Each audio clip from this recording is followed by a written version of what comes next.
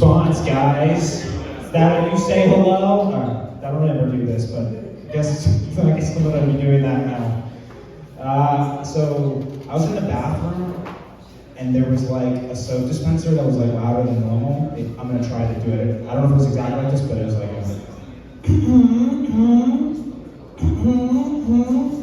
I was like washing my hands, and after I was done, my dad called me, and he was like, Alvaro, he's like, I've been having dialogues with God. And I was like, what does God say? And he's like, he doesn't answer. All right, that's a terrible joke. I gotta cut it out with that. I'm a guy that gets anxious in the bedroom, here and there, more so when I was younger. Just to be clear, like during sex, not like just in bedrooms in general.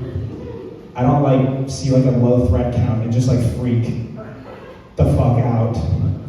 Now when I have sex, I think the problem is like I think too much, and then I like can't connect with the feeling of what's going on. So like, to give you an example, like I've never been able to like finish from a blowjob, and I guess. You want to hear more of my struggles so I can feel better? But the thing is like I've always wanted to be able to like finish from one. You know, like even when I was like 7 years old, you know, my teacher asked me, Alvaro, what would you like to do when you get older? And I said, I'd like to finish from a blowjob. And she said, get the fuck out of this classroom. And I was like, oh God, just because I spilled my hopes and dreams? Yeah. The problem with blowjobs is like I'm not giving girls anything, I'm just getting, so it's like hard for me to do that. So like my brain runs rampant. I start having thoughts like, is she expecting me to finish? Or is she getting tired of this? Or ow, her elbow is on my inner thigh. You guys ever experienced that? When like a girl takes like the sharpest part of her body and fucking just posts up on your inner thigh? Now I know how the beach feels when somebody takes out a tripod. I went to a private school in Lexington. Anybody know Lexington?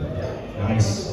But it's like a super wealthy town. But like I grew up in like a middle class environment, and I remember realizing just how poor I was, just based off like the types of fundraisers that the school was throwing.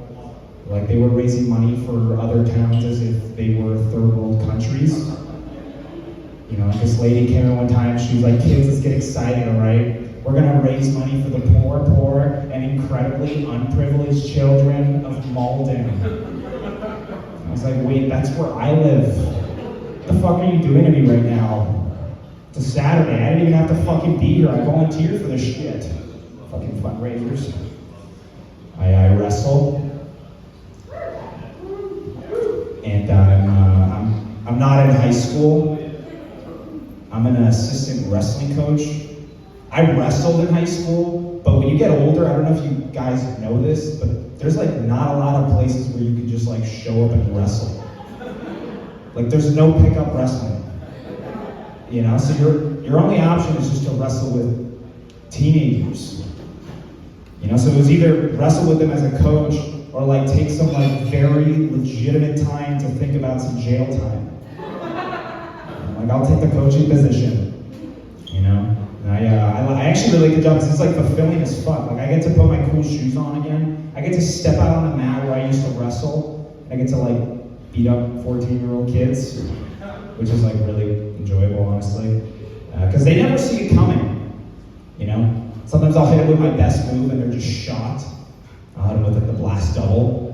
Every time I do that move, they're always like, Coach, how did you get into my house at 3 in the morning?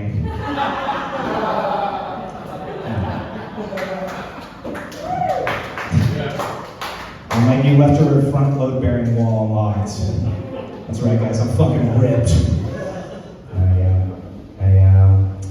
What was the other thing? I'm a fan of Klondike bars. I like Klondike bars. Ice cream is really good. I like their slogan a lot because they're like, what would you do for a Klondike bar? You know, if it comes down to it, honestly. honestly, I'll just purchase one. I don't care, guys, I'm fucking crazy. I'll go into that store and I promise you, I will slam down $2 on that bitch. I'll be like, give me one of those Klondike bars. I don't know why they're behind the counter, but whatever the fuck. Here's an interesting one. What's an interesting one? The cartels in Mexico, I don't know if you guys have heard about this, they're fighting over like the avocado plant, farms. It's like a very important cash crop. Like people have literally been taking guns, like shooting people, explosions, murder, all over just to feed white girls. All that violence just so Becky can have her breakfast. You know, she's like, I don't know, I really think that it's just really good for my morning. Day in the life. All right, that's all I have to say.